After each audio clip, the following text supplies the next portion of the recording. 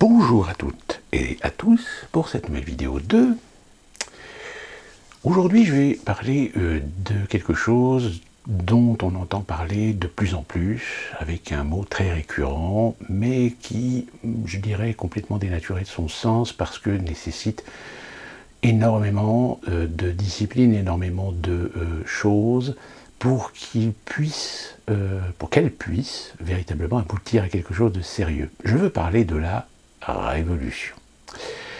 C'est vrai qu'aujourd'hui nous vivons dans des sociétés, plus particulièrement en France, où progressivement de plus en plus de gens se rendent compte que la démocratie est un pléonasme. Pourquoi? Tout simplement parce que des gens commencent à s'informer, des gens commencent à regarder des émissions, des documentaires qui expliquent un certain nombre de choses sur les détails de l'histoire, et plus particulièrement sur cette fameuse dogmatique Révolution française de 1789, où pour l'inconscient collectif, il doit être acquis que c'est la révolution du peuple de France contre la monarchie, alors qu'en réalité, il a été très rapidement évident qu'il s'agissait d'un coup d'État de la bourgeoisie contre la monarchie et la noblesse. Ceci étant bien défini, c'est comme exactement le fait de dire que c'est le peuple de France qui a fait tomber la Bastille, alors qu'en réalité non, c'est le peuple de Paris qui a fait tomber la Bastille. Et d'ailleurs, je me suis amusé avec certains qui disaient oui, mais par rapport aux Gilets jaunes, que quelques milliers de personnes dans la rue, quelques milliers de Gilets jaunes ne sont pas représentatifs de l'opinion des Français. Et j'ai rétorqué, ben oui, mais dans ce cas-là, ça veut dire que les quelques centaines de Parisiens qui ont pris la Bastille n'étaient finalement pas représentatifs du peuple français. Et pourtant aujourd'hui, historiquement, c'est une date phare dans ce qu'on appelle la Révolution française.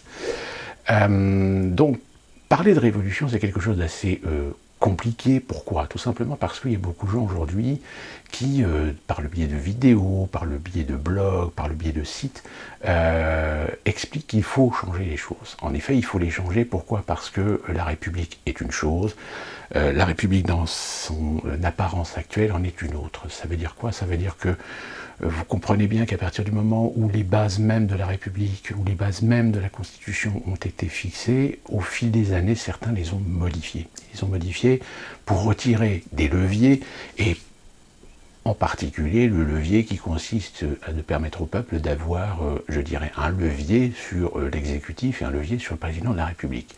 Ces leviers, ils ont été petit à petit levés. Ils ont été petit à petit modifiés, réformés, si bien qu'aujourd'hui, vous avez des outils, en effet, en tant que peuple, de par vos représentants, pour contester ou remettre en question la légitimité d'un gouvernement, ou voire même d'un président de la République. Sauf que le problème, c'est que la réglementation, les lois, la Constitution, ont été forgées de telle manière à ce que ça n'arrive jamais. La preuve en est, c'est qu'aujourd'hui, beaucoup de gens voudraient dégager Emmanuel Macron. Il y a des outils qui existent. Le seul problème, c'est que ces outils sont obligés de passer un certain nombre de caps, un certain nombre d'étapes, qui forcément éviteront que cela aboutisse à quelque chose. Et qui plus est, même en finalité, lorsque le tout arrive devant le Parlement, et qui plus particulièrement l'Assemblée nationale, on se rend compte que l'Assemblée nationale, puisqu'il y a une majorité présidentielle, c'est pot de balle. Donc ça ne sert strictement à rien. Donc à partir du moment où vous comprenez que les institutions ont été modifiées de telle manière à ce que aujourd'hui tous les outils qui existent toujours, qui peuvent être utilisés, mais n'ont pas de cohérence d'être utilisés avec bon sens, parce que forcément sont obligés de passer par un certain nombre de caps, par un certain nombre d'étapes, où de toute façon ça permettra à cette sphère de pouvoir, cette sphère élitiste, d'éviter d'être menacés dans leur existence, dans leurs influences, dans leur détention du pouvoir, eh bien il n'y a plus d'autre solution que la révolution, c'est-à-dire que le peuple reprenne le pouvoir par l'intermédiaire de représentants, par l'intermédiaire de personnalités, par l'intermédiaire de leaders. Et c'est là que, en général, les choses se gâtent. Pourquoi? Tout simplement parce que vous avez sur Internet beaucoup de gens qui parlent de révolution, de faire la révolution. Seulement le problème, c'est que faire la révolution, ça demande des leaders. Ça demande des gens qui ont des savoir-faire, des compétences, des connaissances, qui soient complètement en abnégation de tout intérêt, de toute idéologie politique, ce qui là encore est une chose très compliquée, très difficile, parce que je rappelle que même si on prend l'exemple de la résistance française pendant l'occupation allemande, De Gaulle a quand même eu beaucoup de difficultés d'essayer d'unifier l'ensemble de la résistance française, parce que beaucoup de cellules de la résistance étaient politisées. On se souvient par exemple de la difficulté qu'a eu De Gaulle à essayer de négocier avec les groupes communistes proches de l'idéologie soviétique, marxiste en l'occurrence et léniniste pour d'autres. Donc à partir du moment où l'idéologie politique est présente, bah oui, il y a toujours à un moment donné des conflits, même en interne d'une action politique. La preuve en est, c'est que quand on voit aujourd'hui les partis politiques n'arrivent même plus à être, je dirais, consolidés, unis, parce qu'il y a des intérêts consuméristes, il y a des intérêts d'ambition au sein même des partis, ce qui fait que on en est venu à ce procédé très américain qui est celui des primaires pour les partis politiques. Sauf que, comme le dit très justement, je ne sais plus qui, la crédibilité d'un parti politique, aujourd'hui, dans la culture française, passe avant tout par le soutien et le rassemblement derrière un leader. C'est ce qu'avait très bien compris quelqu'un comme Nicolas Sarkozy lorsqu'il a refondé le RPR en créant l'UMP, c'est-à-dire qu'il a fait en sorte d'être reconnu en tant que leader par l'ensemble des ténors et des bureaux politiques de son parti, et par conséquent a reçu le soutien de tous les militants. Donc à partir de là, il y a une légitimité qui s'installe. Alors qu'avec les primaires, quand on voit ce qui s'est passé pour les dernières élections présidentielles, quand on voit qu'il y a eu presque, je crois, 11 candidats du côté de la droite, quand vous en arrivez à 11 candidats, et d'ailleurs même aux États-Unis, quand vous voyez pour le camp démocrate, c'est-à-dire quel candidat va être en face de Donald Trump pour les élections de novembre prochain, on est arrivé quand même à 25 candidats aux primaires. Donc 25 candidats, là encore en plus, vous êtes véritablement... je vous invite d'ailleurs à regarder un petit peu ce qui s'est passé, parce que vous aviez quand même dans ces démocrates des personnalités très intéressantes, des personnalités qui auraient été vraiment des renouveaux en matière d'image, en matière d'idées pour le Parti démocrate. Mais non, parce que le Parti démocrate est toujours tenu par des ténors, par des conservateurs qui ne veulent pas que les choses changent, parce qu'il y a des centres d'intérêt à protéger. Et donc, de ce fait, eh bien aujourd'hui, le candidat qui semble être le plus à même aujourd'hui d'être en face de Donald Trump aux prochaines élections présidentielles américaines au mois de novembre, c'est Joe Biden.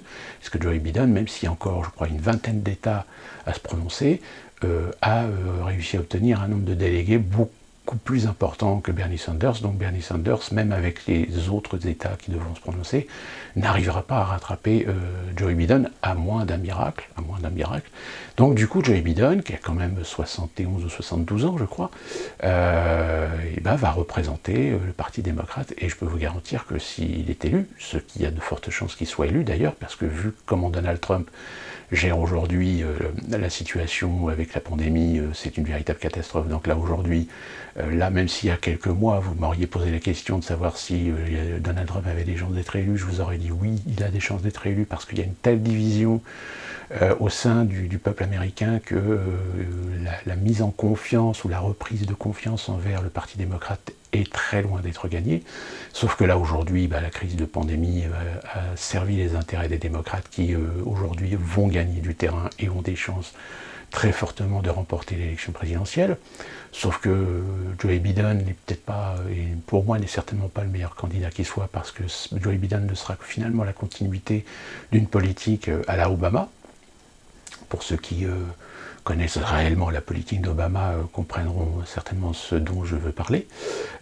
Donc pour revenir à cette idée de révolution, il est évident qu'aujourd'hui tous ceux qui prétendent vouloir essayer d'organiser ou de penser une révolution, eh bien dites-vous bien que ceux-là ils sont grillés déjà. Pourquoi? Tout simplement parce que si vous avez envie de faire une révolution, vous devez impérativement vous protéger déjà de tout empêchement, c'est-à-dire déjà vous éviter toutes les vidéos sur Internet, vous évitez les réseaux sociaux, vous évitez même d'en parler sur des téléphones portables ou par SMS, vous essayez de structurer une organisation, d'abord un conseil, parce qu'il faut qu'il y ait quand même une petite notion démocratique dans l'organisation, une sorte de conseil de la résistance, une sorte de comment on appelle ça déjà, un comité de salut public, par exemple.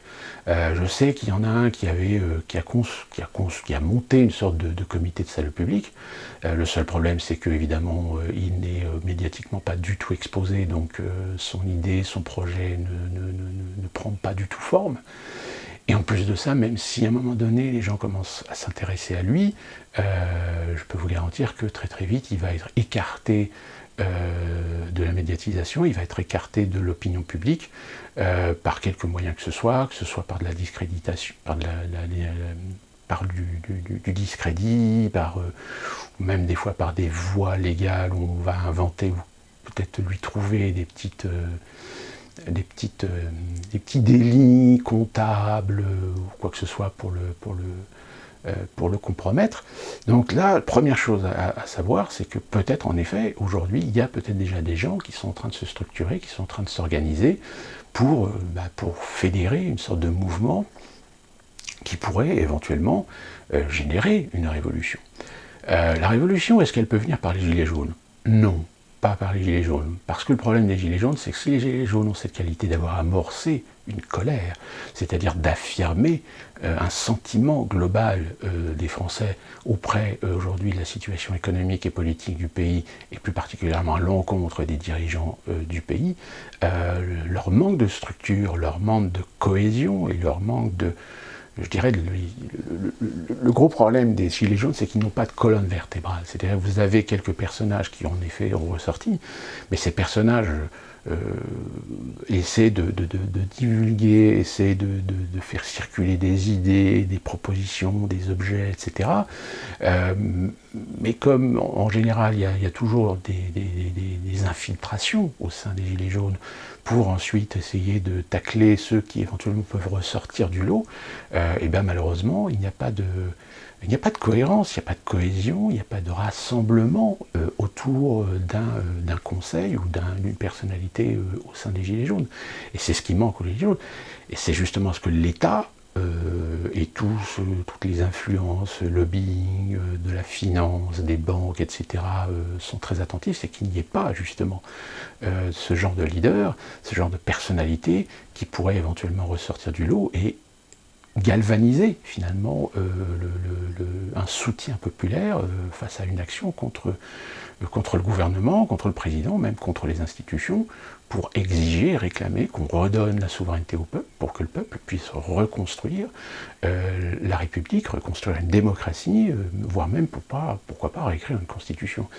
Il y a une personnalité, par exemple, qui ressort en règle générale dans l'esprit des Français, c'est François Ruffin. Le problème, c'est François Ruffin, il est parfaitement conscient que pour avoir une exposition médiatique et pouvoir réussir à avoir un contact et réussir à collecter des informations de la part des gens, etc., malheureusement, il est obligé un peu de se plier aussi au moule. Et se plier au moule, c'est avoir une représentation déjà, puisqu'il est député, sauf que la représentation, il ne peut l'acquérir qu'en se faisant étiqueter par un parti. Donc il a choisi la France Insoumise, mais voilà, c'est qu'aujourd'hui, si vous voulez avoir une représentation, c'est-à-dire une légitimité par un statut parlementaire, vous êtes obligé de vous étiqueter politiquement, même si aujourd'hui il y en a certains qui s'éloignent considérablement du parti politique pour lequel ils se sont fait élire, mais à partir du moment où ils abandonnent l'étiquette du parti politique pour lequel ils ont été élus, logiquement ils sont censés démissionner de leur poste de député, puisqu'ils ne sont plus dans ce cas-là, dans une légitimité sous laquelle ils ont été élus. C'est-à-dire ils ont été élus en tant que candidats représentant un projet, représentant un parti. Ils ne peuvent pas, comme ça, du jour au lendemain, dire « non, je claque la porte, mais par contre, je garde mon statut de député ». Non, ça, normalement, éthiquement, ce n'est pas possible. Donc, clairement, fomenter une révolution quand on est une personnalité déjà publique, c'est hors de question, c'est impossible, vous ne pouvez pas le faire. Ou alors dans cette dans cette position-là, il faut que la personne rentre en dissidente, il faut que la personne rentre dans la clandestinité. Dans le cas où ces personnes peuvent éventuellement organiser, tout du moins les personnes qui peuvent organiser une révolution ou une résistance, il faut déjà qu'ils aient une abnégation d'intérêt public et d'intérêt privé. C'est-à-dire qu'il n'y ait aucune affiliation politique, aucune affiliation idéologique, que cela soit clair, et en plus de ça, qu'il y ait une prise de conscience que, à un moment donné, de toute façon, les autorités connaîtront, ou sauront ce que vous faites et ce que vous dites.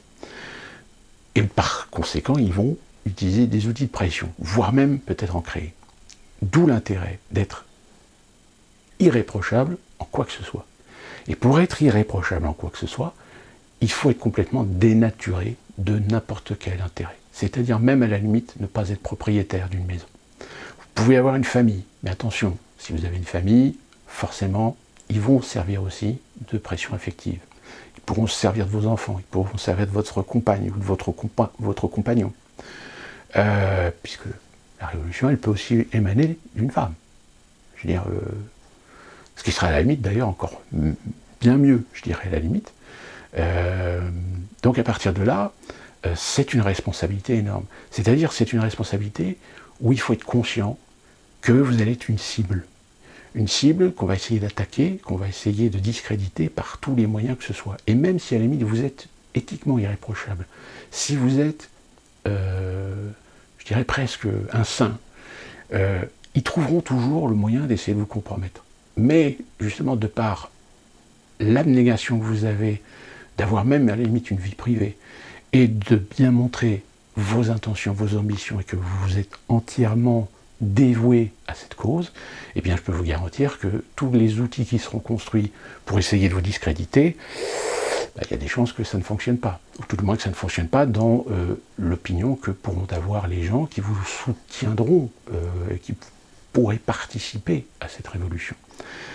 Donc voilà, ce dont il faut prendre conscience, c'est que les gens qui parlent de révolution, déjà ceux-là, vous pouvez les écarter, surtout quand ils parlent de révolution, pas comme je le fais là maintenant. Moi, je le fais parce que je peux me le permettre de le faire, parce que j'ai pas l'intention de générer une révolution.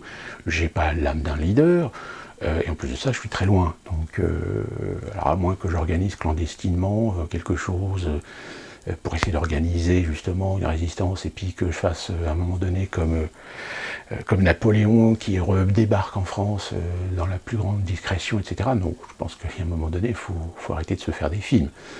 Mais voilà, à partir du moment où s'il y a volonté de vouloir faire bouger les choses, s'il y a une volonté de faire changer les choses en profondeur, et pas seulement en forme, parce que changer les choses en forme, je peux vous dire que tout le monde peut le faire. C'est changer les choses dans le fond, là, c'est déjà plus compliqué, c'est déjà plus difficile, c'est déjà un investissement beaucoup plus sérieux, beaucoup plus dangereux. Et dans ce cas-là, évidemment, ça demande du courage. Ce qui, malheureusement, aujourd'hui, est quelque chose dont on a l'impression que beaucoup de gens sont émasculés en matière de courage. Il y en a encore. Il y a encore des gens qui, à mon avis, sont certainement prêts à s'investir, à se donner à un objectif qui est de faire changer les choses, de faire tomber toutes les corruptions, toutes les influences, de faire cesser ce démantèlement, ce dépeçage de la nation, faire remettre de la souveraineté. Qui dit remettre de la souveraineté, c'est évidemment le Frexit, c'est sortir de l'Union européenne le plus rapidement possible. Tous ceux qui disent que oui, mais vous prenez les conséquences, etc., ne serait-ce que monétaire, non, monétaire, vous savez que au niveau de la monnaie, le dogme qui consiste à dire, vous rendez-vous compte, si on crée une monnaie, elle va être dévaluée, ça va être la catastrophe économique, ça va être le chaos, l'apocalypse, etc. Non. Non, parce que si vous faites un Frexit, déjà, je peux vous garantir une chose, à partir du moment où vous dites la France sort de l'Union européenne, je peux vous garantir que les Allemands ne vous laisseront pas le temps de sortir, qu'ils sortiront eux-mêmes de l'Union européenne, et je peux même vous dire qu'ils sont prêts à imprimer du Deutschmark. Je rappelle qu'il y a quelques années, on a eu une petite information comme ça, très discrète, qui nous a indiqué que l'Allemagne avait racheté du matériel pour pouvoir presser monnaie. Donc quand on rachète du matériel pour presser monnaie, c'est que quelque part, on envisage la possibilité que, hein, rappelez-vous bien, l'Union européenne, elle ne tient que par deux piliers, la France et l'Allemagne. L'Allemagne a essayé de prendre le leadership et continue aujourd'hui d'essayer d'amoindrir la capacité de la France. La preuve, c'est que, je rappelle que l'Allemagne a le souhait de voir que la France mette en pôle commun son siège permanent au Conseil de sécurité de l'ONU, sous-entendant que ce serait évidemment l'Allemagne qui en aurait un héritage légitime du fait que, je rappelle que l'Allemagne, les Américains sont encore quand même derrière dans les coulisses, hein, toujours. L'Allemagne n'est pas une démocratie totalement souveraine. Elle est encore redevable auprès de l'autorité américaine par accord du fait que l'Allemagne est une perdante de la Seconde Guerre mondiale. Hein, je rappelle que les médias allemands sont sous contrôle américain. C'est-à-dire que les médias allemands ne peuvent pas faire ce qu'ils veulent. Donc, à partir du moment où vous comprenez ça à l'échelle européenne, si demain la France décide de quitter l'Union européenne, je peux vous garantir que les Allemands s'aborderont l'Union européenne avant même qu'on ait signé le moindre document pour sortir de l'Union européenne. Ça, prenez bien conscience de ça, parce que si la France quitte l'Union européenne, l'Allemagne ne pourra pas rester dans l'Union européenne, elle ne pourra pas assumer toute seule ce Titanic qu'est aujourd'hui l'Union européenne sur le plan économique. En plus, avec la crise des pandémies, elle a démontré son incapacité à réagir. Je rappelle que quand la pandémie a été déclarée, nous avions la présidente, je ne me souviens plus de son nom, de la Commission européenne, qui était plus inquiète de voir des pays fermer leurs frontières aux migrants que de voir une pandémie en train de se développer en Europe. Donc, ce qui prouve que cette Union européenne n'a plus aucun lien avec l'intérêt de protéger les Européens. Ce n'est qu'une bombe de destruction d'États-nations au profit de la finance et des banques. Donc ça, à partir du moment où vous le comprenez, eh bien, cela va de soi qu'il faut absolument sortir de l'Union européenne pour retrouver une souveraineté totale. Et donc, souveraineté monétaire, ça veut dire création de monnaie. Création de monnaie, si vous sortez de l'Union européenne, si l'Union européenne s'effondre, l'euro s'effondre, donc ça veut dire que vous repartez avec une monnaie qui peut avoir une réévaluation à la capacité de ce que le pays est capable de produire. D'où l'intérêt de faire revenir de la production, d'où l'intérêt de faire revenir de l'industrialisation, d'où l'intérêt de remettre dans le giron français des pôles technologiques que nous avions développés, que nous avons possédés au sein même de la nation, mais qu'on a, par influence de l'Union européenne, semi-privatisé, voire même privatisé.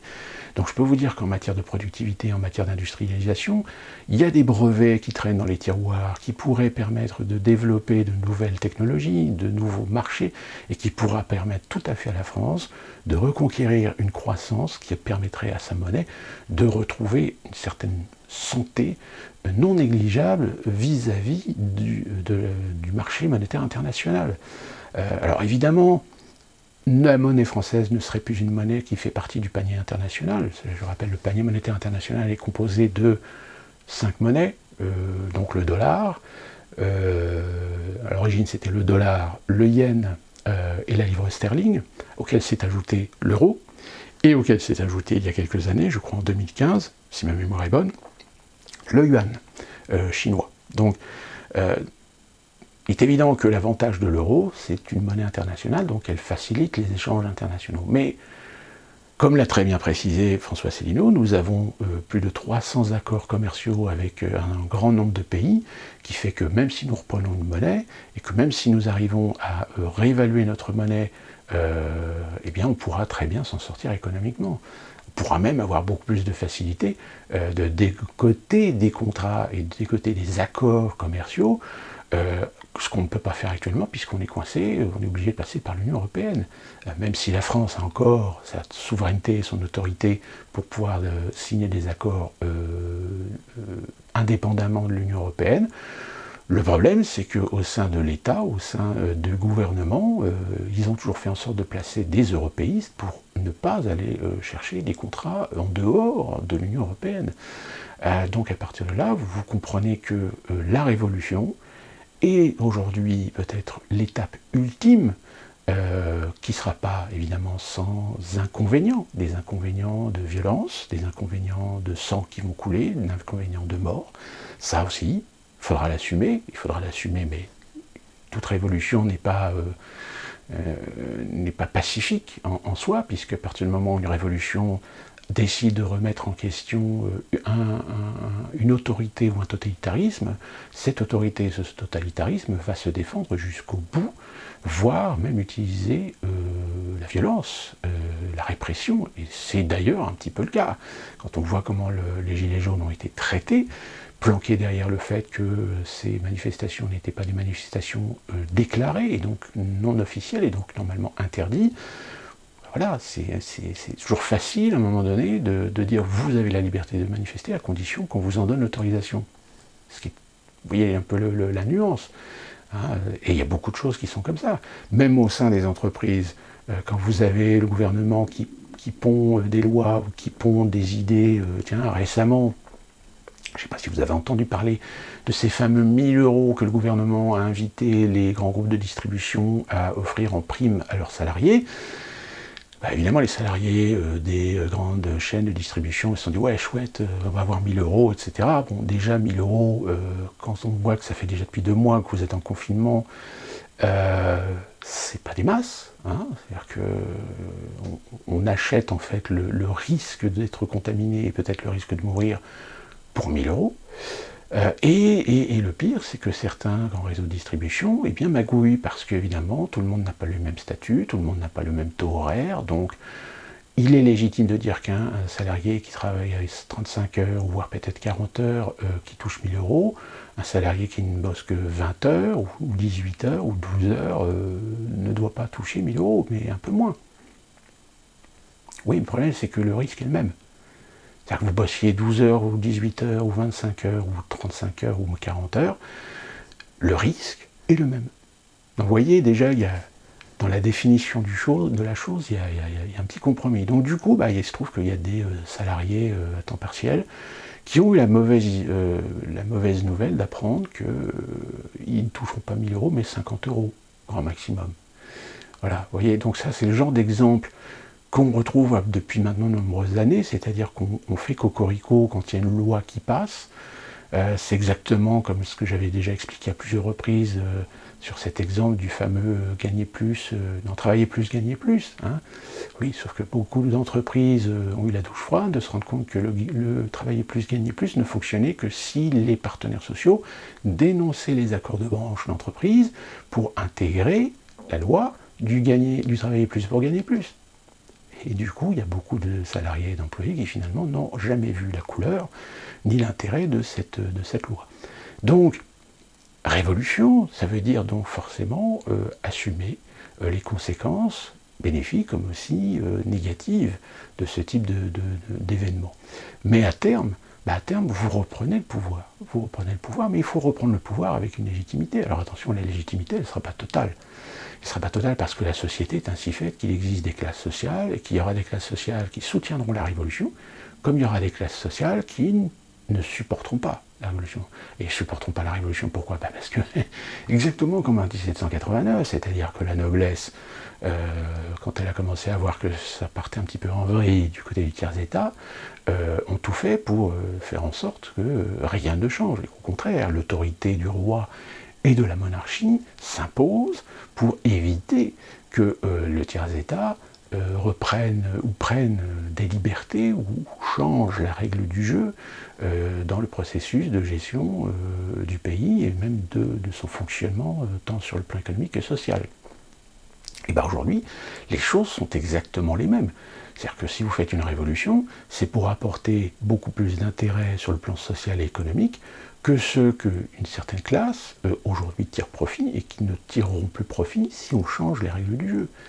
Hein, il y a forcément, même encore aujourd'hui, il y a des gens qui voteront Macron, mais ils voteront Macron pourquoi ? Mais parce que ce sont des gens qui tirent du bénéfice, qui tirent de l'intérêt de la politique d'Emmanuel Macron. Et donc, pourquoi ils iraient se tirer une balle dans le pied sous prétexte ? Parce qu'il faut quand même penser à la solidarité nationale, à l'unité nationale, à l'intérêt du peuple, de la nation, de sa souveraineté. Ils n'en ont rien à branler. Eux, ce qu'ils veulent, c'est continuer à toucher leurs 4 000 ou 5 000 net euros euros net par mois, voire même plus. Je ne parle même pas de tous les rentiers, parce qu'on parle des retraites, oui, la réforme des retraites, mais le problème c'est que la réforme des retraites, c'est toujours les mêmes qui trinquent. C'est-à-dire que finalement, c'est les retraités issus de la classe moyenne, issus de la classe ouvrière, issus de la classe moyenne aisée, on peut dire aussi. Mais si l'on parle aussi de tous ces retraités qui touchent des intérêts sur des investissements, etc., ben, vous comprendrez bien que la réforme des retraites, ils n'en ont rien à foutre, parce que de toute façon, leur retraite est aussi payée en partie par de la rente. De la rente par l'intermédiaire du gain par le placement, du gain par l'investissement. Donc si vous changez les règles du jeu, et si vous changez même le système sur la façon dont l'économie doit tourner, pensez bien que ces gens-là, ils feront tout pour voter ou pour aller à l'encontre d'une révolution. C'est pas leur intérêt. Donc ça aussi, il faut prendre conscience de ça. Il faut prendre conscience qu'il y aura toujours des gens qui, à un moment donné, voient les choses dans leur intérêt, dans un esprit consumériste, et n'arrivent pas à comprendre qu'il y a un moment donné, il faut faire des concessions.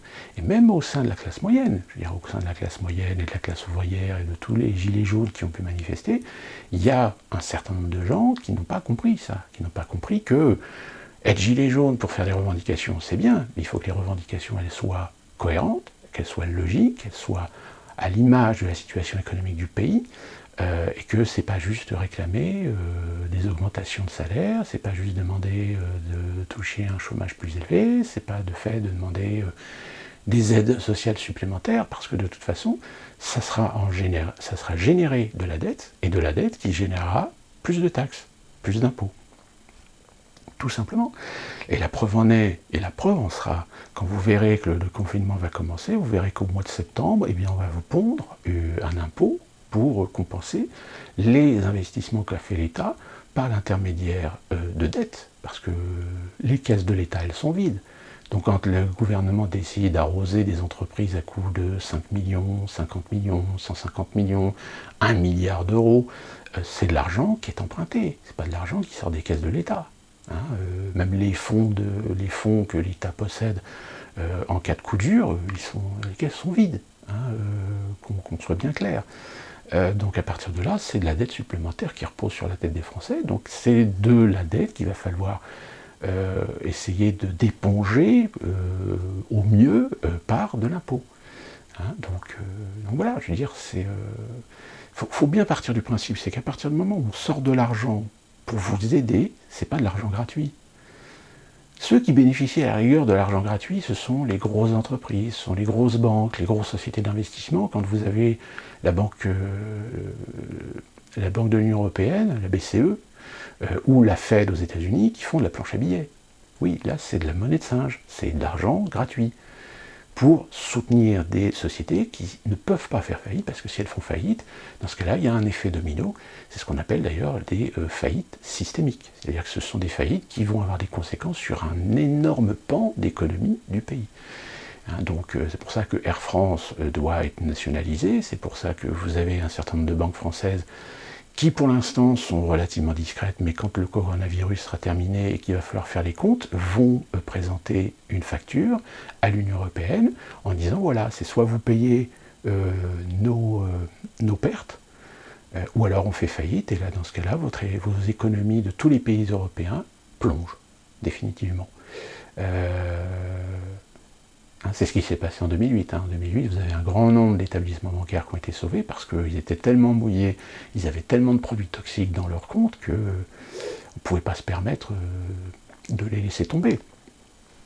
Pour vous donner un exemple aux États-Unis, je parlais il y a quelques instants, et j'avais déjà parlé de ça dans une vidéo, quand il y a eu la crise en 2008, aux États-Unis, ils ont sauvé la compagnie AIG. AIG, c'est une société à l'origine d'assurance, mais qui fait aussi de la banque d'investissement, etc., puisque, je rappelle, en 1997, Bill Clinton a signé un accord international sur la libéralisation, c'est-à-dire que c'est à partir de ce moment-là que les banques de dépôt se sont mis à faire de la banque d'investissement, que les banques d'investissement se sont mis à faire de la banque de dépôt, que les assurances se sont mis à faire de la banque, que les banques se sont mis à faire de l'assurance, etc. Enfin bref, vous voyez un petit peu de quoi je veux dire. Donc à partir du moment où vous mixez l'ensemble, quand vous faites des mauvais investissements, c'est pas uniquement que la banque d'investissement qui est compromise, c'est toute la chaîne, c'est toutes les filiales. Donc AIG a boursicoté, a mal investi et a plongé. Sauf que le problème, c'est que AIG, c'est la compagnie d'assurance des ports maritimes internationaux et des aéroports internationaux aux États-Unis. Si AIG avait fait faillite, les aéroports et les ports, fermés. Fermés peut-être pour 2-3 jours en attendant qu'une autre société d'assurance réassure en urgence l'ensemble des ports et des aéroports internationaux. Mais 2-3 jours, quand vous fermez un aéroport, mais vous pouvez plomber l'économie d'un pays. Même une journée, vous avez des pans entiers de l'économie du pays qui vont s'effondrer et vous avez un effet domino. Donc vous vous rendez compte, voilà, c'est ce qu'on appelle une société systémique, c'est-à-dire que si cette société plonge, fait faillite, c'est terminé, c'est game over. Ce qui, par une révolution, on peut faire changer ça. On peut faire en sorte d'assainir ce système, d'assainir l'ensemble, au moins à l'échelle du pays, et d'assainir toutes les corrélations de finances internationales que peut avoir la France pour éviter le pire, essayer de limiter les dégâts en cas d'une crise économique majeure.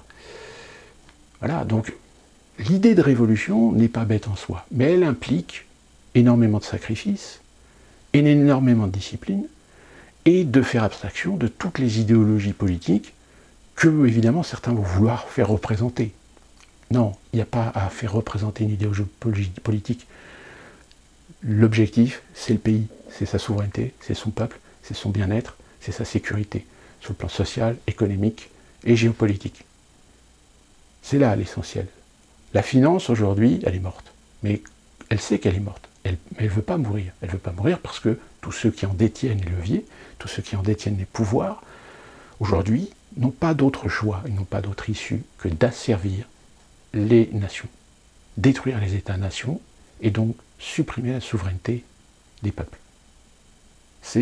L'objectif, il est là. C'est le seul moyen qu'ils ont aujourd'hui de sauver leur modèle économique. Et ce que fait Macron n'est qu'un début, ce n'est qu'un prologue du processus, en ce qui concerne la France. Donc si on ne reprend pas les choses maintenant, peut-être qu'après il sera trop tard. Il ne sera peut-être pas trop tard pour faire une révolution. Mais plus on avance dans le temps, plus le moment où on décidera de faire une révolution, plus elle sera violente, plus elle sera sanglante, plus elle sera chaotique. Comme on dit souvent, c'est souvent par le chaos que renaît l'excellence. Ça, c'est quelque chose que j'invite à chacun de vous de méditer. Et peut-être que certains d'entre vous sont peut-être déjà dans l'esprit révolutionnaire. Mais je le répète, attention, une révolution doit s'absoudre des idées politiques actuelles. C'est-à-dire que dans une révolution, il faut écarter les idées de gauche, de droite, du centre, d'extrême gauche, d'extrême droite. Parce que si ça se bataille sur ce principe-là, au sein même d'une organisation révolutionnaire, c'est déjà peine perdue. Alors, il peut y avoir, en effet, l'intégration d'idéologies, de toute idéologie de tous côtés, si vous voulez, de gauche, de droite, du centre, etc. Mais il faut absolument faire une abnégation et faire des concessions idéologiques. Parce que si chacun défend rubis sur l'ongle toutes ses positions et met encore une fois de plus de la confrontation, comme ça a été le cas à l'époque de l'occupation avec la résistance a réussi plus ou moins à s'accorder sur une action commune qui est de battre l'occupant allemand, mais une fois que la France a été libérée, les oppositions politiques ont repris de plus belle, ne serait-ce même que pour créer ce fameux document qui fait référence aujourd'hui, qui est le Conseil de la Résistance, qui a fait ce fameux document dont je ne me souviens plus du nom exact, mais je pense que ceux qui connaissent ce document, qui a été la base de la constitution même de nos organismes sociaux, etc., même pour ce document-là, ça a bataillé dur, idéologiquement parlant. Donc, créer une révolution, c'est déjà consolider une base de solidarité, de rassemblement, en prenant en considération, en effet, des idéologies politiques, mais elles ne doivent absolument pas être influençables sur l'issue de décisions, comment faire, comment aller, comment organiser, comment gérer, à qui confier des responsabilités, etc. C'est des consensus et des compromis qu'il faut savoir acquérir, je vais y arriver, mais en cela, ne jamais perdre l'objectif qui est l'intérêt du peuple, l'intérêt de la nation, de sortir la nation de l'emprise de gens, d'organismes, de structures qui n'ont absolument pas pris le pouvoir pour l'intérêt du peuple, mais pour sa soumission. Voilà. La révolution, peut-être qu'on la verra, peut-être qu'on ne la verra pas, peut-être qu'elle se générera spontanément, parce qu'il faut savoir aussi qu'il y a des fois des révolutions qui, par la contestation globale de gens dans la rue, etc., il y a un moment donné où ça peut faire céder, hein, ça peut générer quelque chose qu'il faut transformer. Transformer, alors peut-être en compromis, peut-être en consensus, comme aussi transformer en révolution. Mais je le rappelle, si vous organisez ou si vous voulez organiser une révolution, ou si vous voulez participer à une révolution, n'en parlez jamais à qui que ce soit. N'utilisez jamais les réseaux sociaux, n'utilisez jamais le téléphone, n'utilisez jamais des outils numériques, technologiques, pour discuter, parler de ces choses.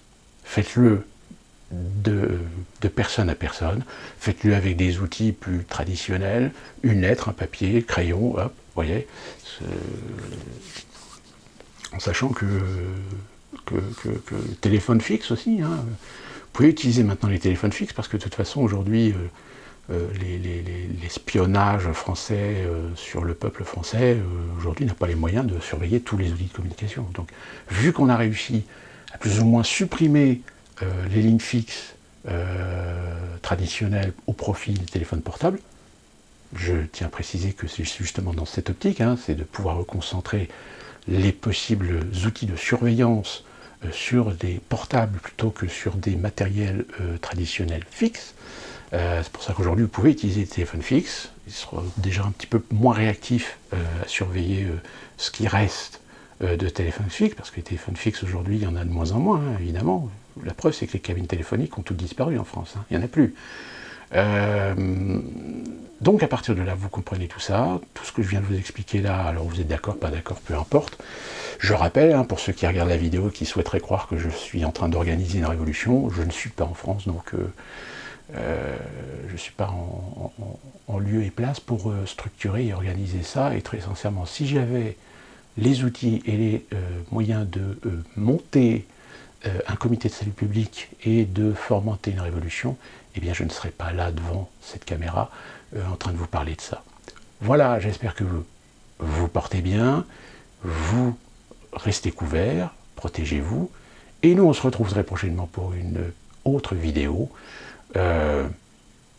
N'hésitez pas, commentaires, pouce vers le haut, ou vers le bas aussi si vous voulez. Abonnez-vous, aussi, et comme je l'ai dit dans une précédente vidéo, ne vous inquiétez pas, vous pouvez vous abonner, ce n'est absolument gratuit, je ne suis pas du tout monétisé, je ne gagne absolument pas d'argent sur ces vidéos, donc elles sont totalement gratuites et à disposition, voire à partager ces vidéos si vous le souhaitez. Je ne gagne absolument rien de pécunier, je ne gagne absolument pas d'argent sur ces vidéos. Portez-vous bien.